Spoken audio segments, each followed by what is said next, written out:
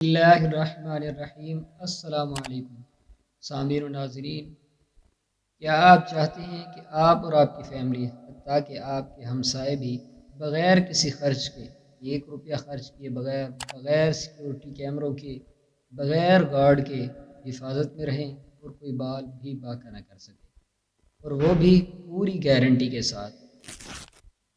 حضرت سیدنا علی رضی اللہ تعالیٰ عنہ بیان کرتے ہیں کہ میں نے رسول اللہ صلی اللہ علیہ وآلہ وسلم کو فرماتے ہوئے سنا، جو شخص ہر فرض نماز کے بعد آیت الکرسی پڑھے، اسے جنت میں داخل ہونے سے سوائے موت اور کوئی چیز نہیں روکنے والی۔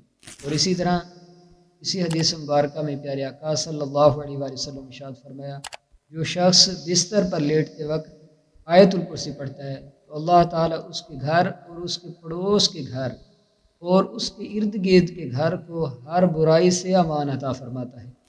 تو یہ آپ کے اور میرے پیارے آقا صلی اللہ علیہ وآلہ وسلم کا فرمان ہے، اس میں کسی قسم کی بھی شک کی کوئی گنجائش نہیں ہے۔